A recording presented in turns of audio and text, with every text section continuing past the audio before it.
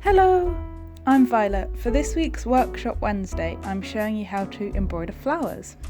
You could do this onto anything you like. I'm going to cheer up my mask, but you could also do it onto a hat, a rucksack.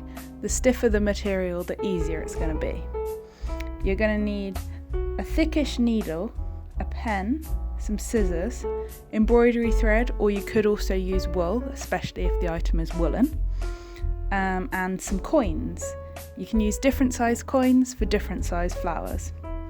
So to begin, I'm going to draw 6 dots around a coin and kind of evenly space them. You could also do 8 dots or 5 dots depending on how you want your flower to look. I'm going with 6 and a penny size.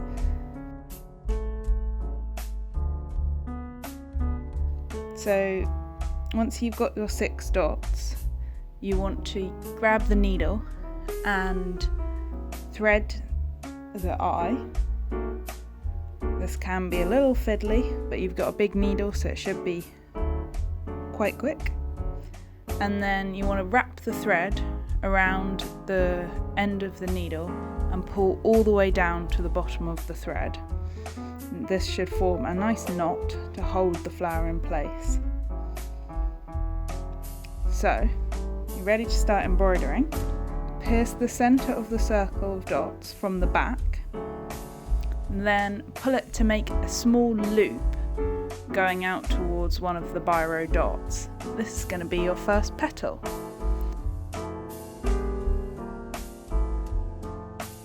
Pierce the cloth at the centre again, this time from the front. Don't pull all the way through, instead holding your petal in place, come up with the needle at the back of the biro dot.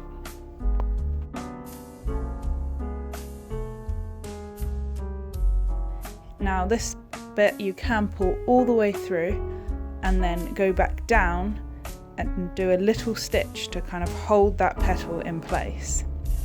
That's your first petal.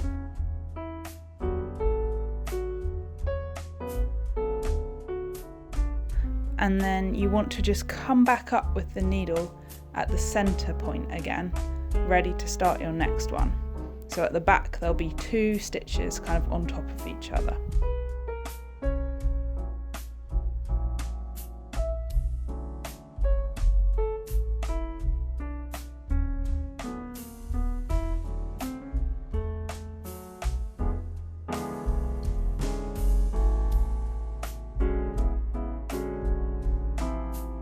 Now we're just going to repeat those steps all the way around the flower, so to each of the biro dots, doing the loop and then catching it with the stitch and going back to the centre after each petal to start the next one.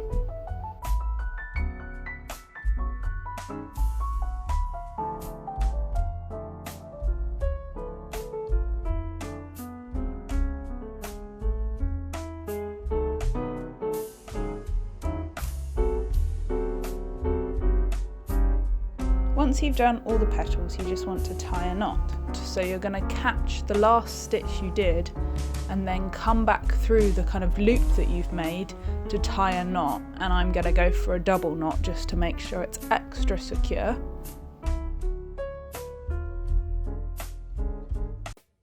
Fab! So here's a little montage of me zooming around the rest of the flowers. So just repeat that as much as you like so you can get a kind of pattern. And yeah, thank you for watching.